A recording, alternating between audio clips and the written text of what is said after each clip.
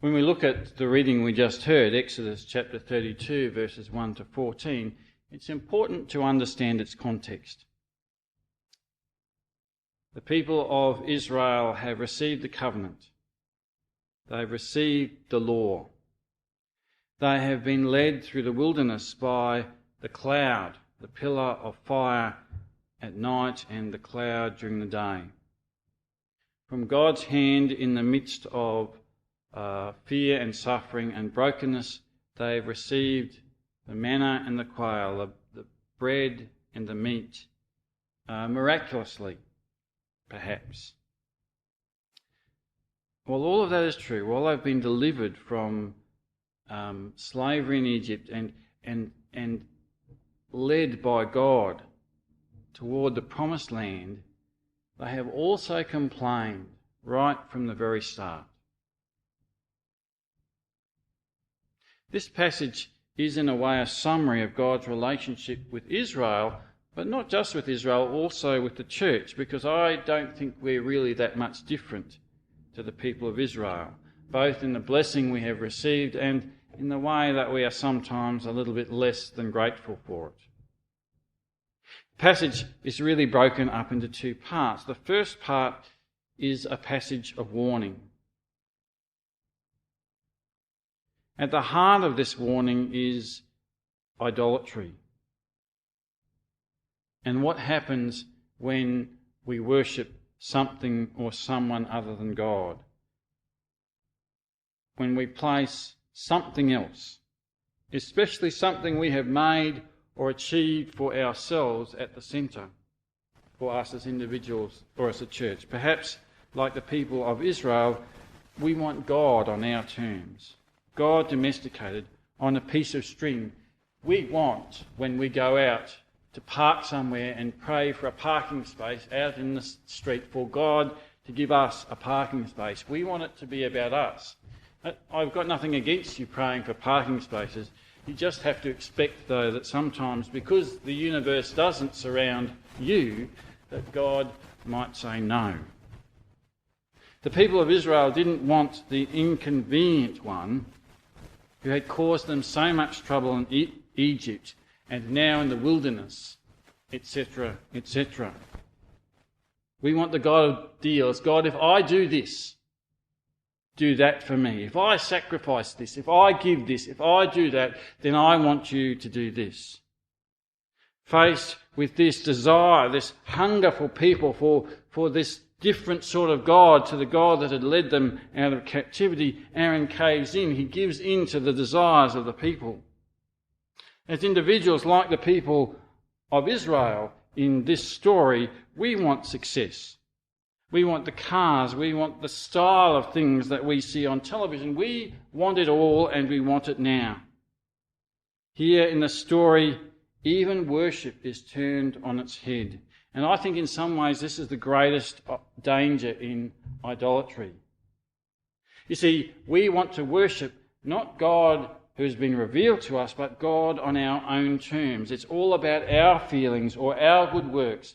Sometimes it's even about the style we're comfortable with. We must have this style of worship and none other. The problem, in my view, with modern worship isn't whether there are drums or not, or whether there are data projectors or things like that.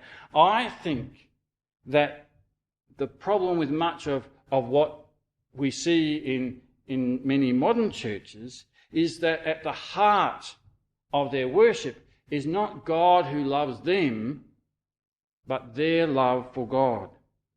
I want to illustrate this by referring to a song. The song is called Worthy of My Days, and it's written by Ted Sandquist. I will make my life a psalm for you. I will fill my lips from the cup of truth. King of life, I choose to walk your way. You alone are worthy of my days. You see, really, it's not about God at all. It's not about the King of life who has given us life. It's about what we will do. It's about how we will worship. It's about our attitude and about our love. I would change it by changing all the adverbs. Instead of, I will make my life a psalm for you, I would change it to, you have made my life a psalm for you.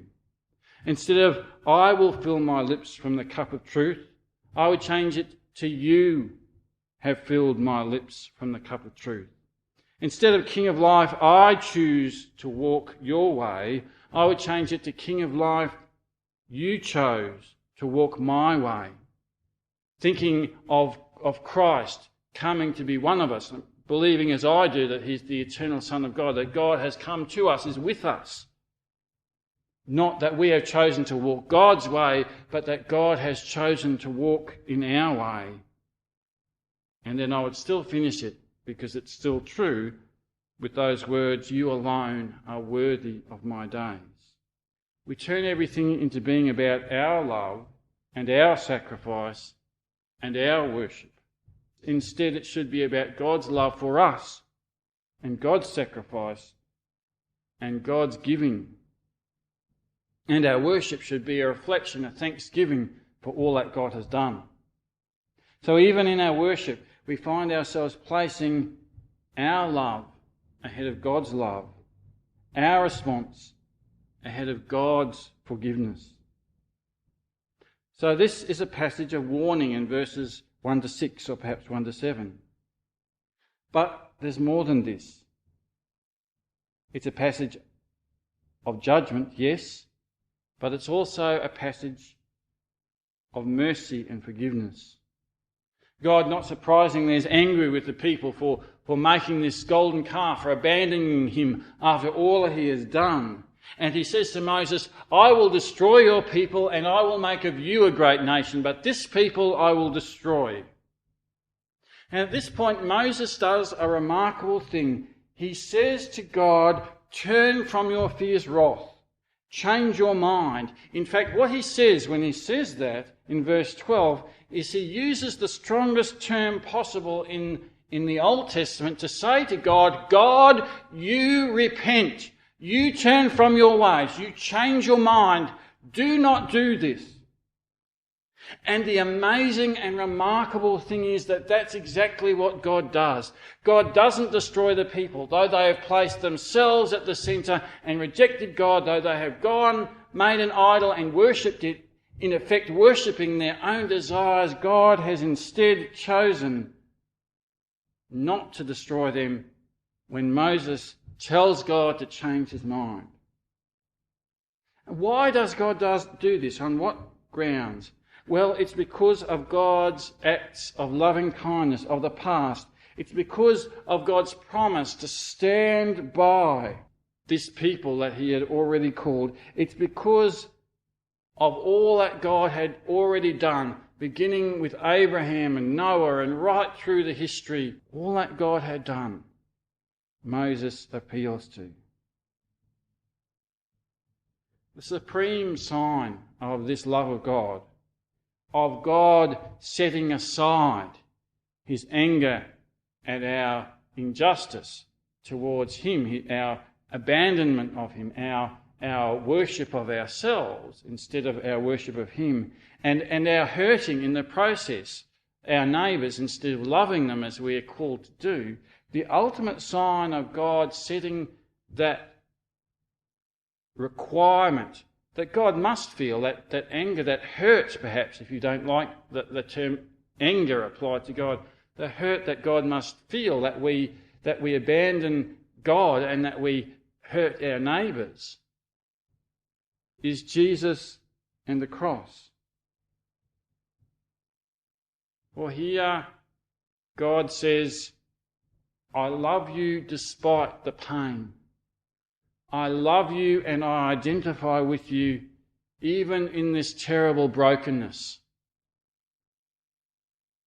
For me, I believe that it is only in Jesus that we are set free. That it is in understanding God's love for us and the profoundness of it shown in the cross. That God willingly chose to be one of us and to suffer with us and for us, that we might know new life and that we might have new life.